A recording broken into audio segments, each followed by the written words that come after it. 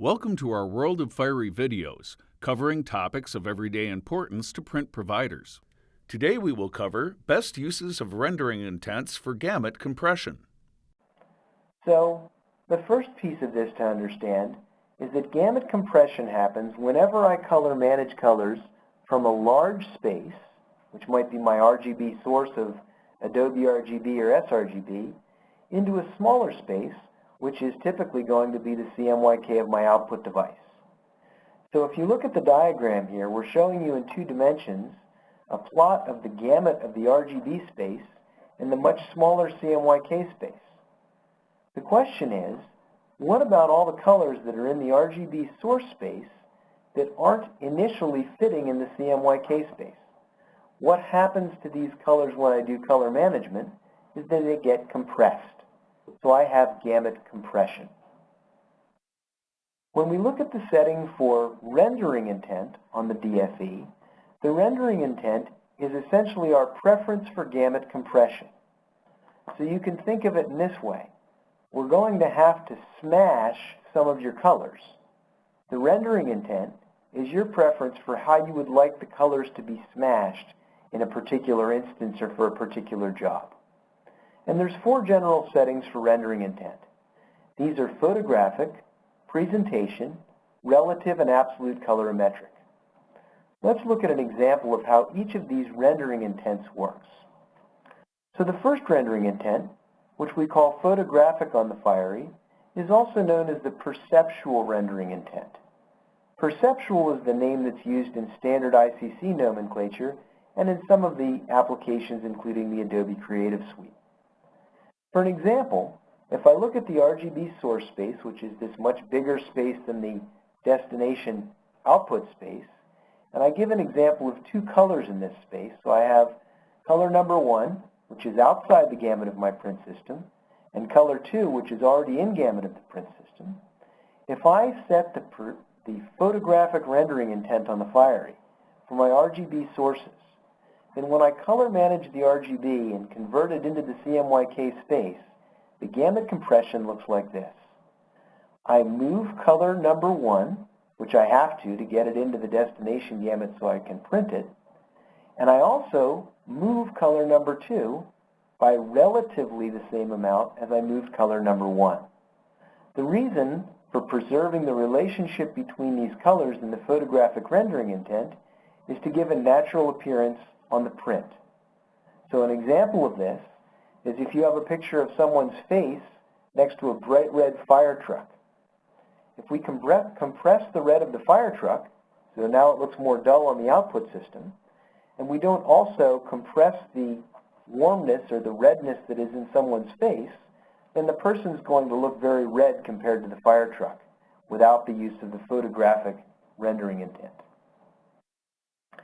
The second rendering intent we commonly use is called relative colorimetric. Relative colorimetric, giving the same 2 colors in the source space, when I convert these with the relative colorimetric rendering intent, you'll see that color number 1 is clipped into the destination gamut, since it has to be, we need to print it. But color number 2 is left right where it started, because it was already in the destination gamut. An example of why I would use the relative colorimetric intent is for graphics and logos. Imagine if your business logo has 3 colors in it, one of which is out of gamut for my print system. You wouldn't want me to convert or compress all the colors of your logo. I might have to sacrifice or compromise one. You'd probably want the other colors in the logo, if they were in the output gamut, to reproduce as precisely as possible. So the classic application of relative colorimetric is for logos and graphics.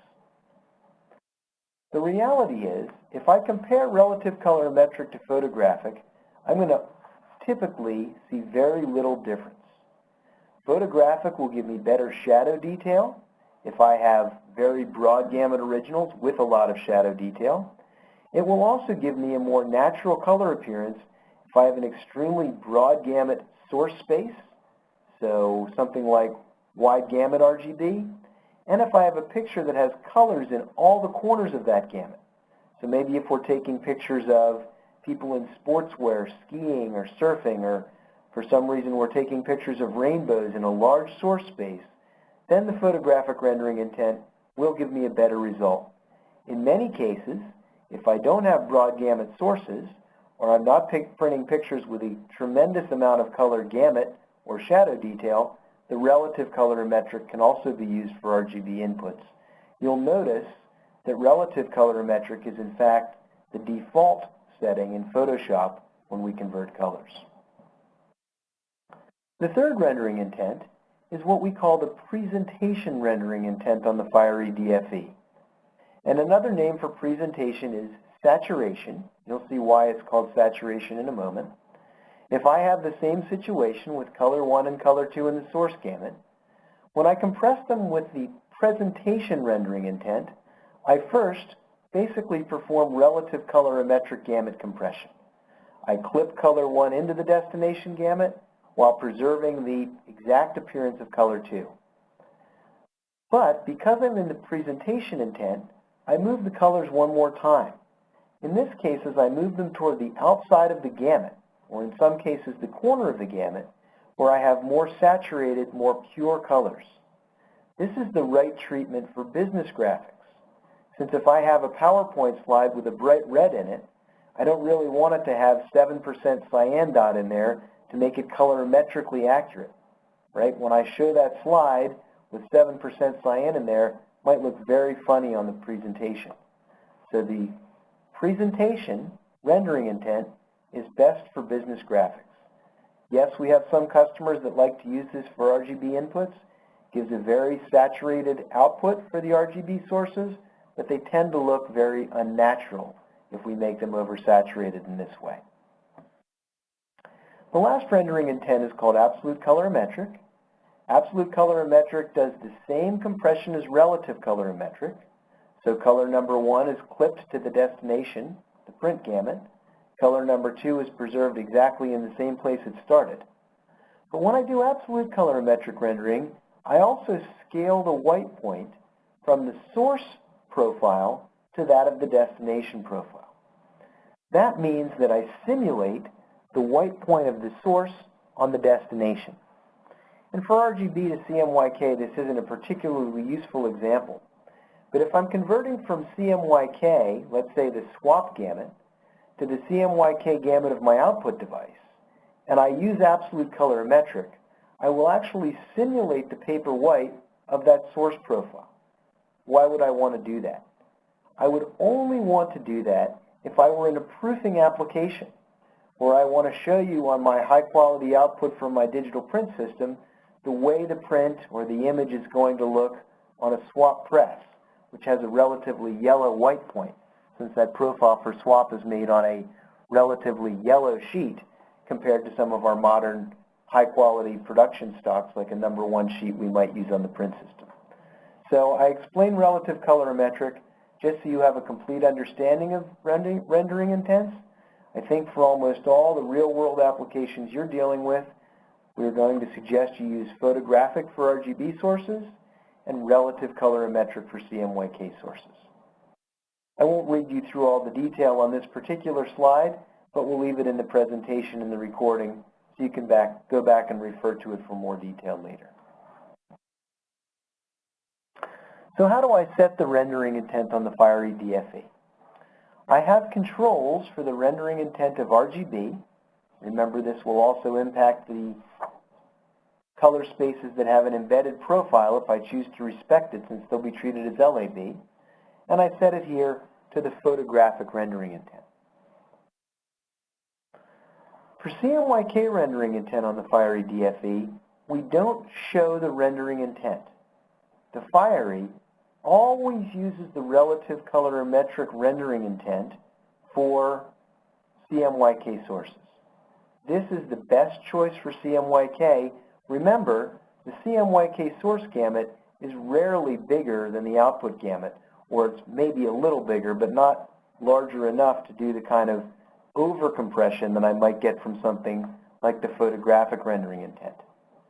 There are 3 choices of processing method on the Fiery DFE, including full source GCR, full output GCR, and pure primaries.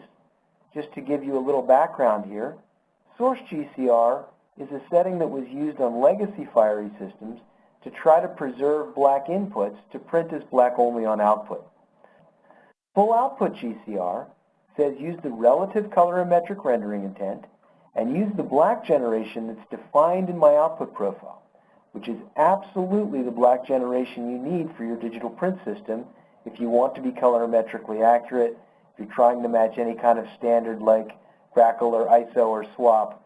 Only full output GCR is going to give you that colorimetric precision.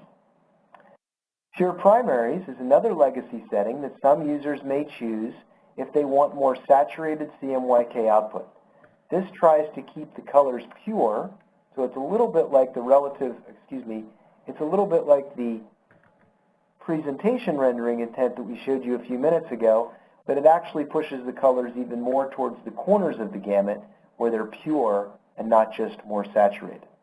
Again, pretty uncommon to use pure primaries today unless you're trying to make very bright and clean CMYK that probably isn't going to look very natural and certainly is not going to be very colorimetrically precise.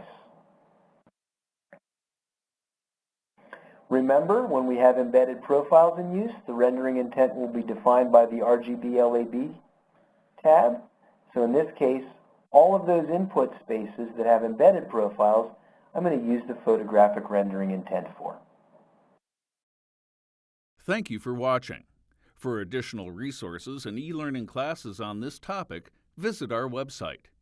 To see all recorded sessions and register for upcoming World of Fiery webinars, please visit efi.com/WOF webinars.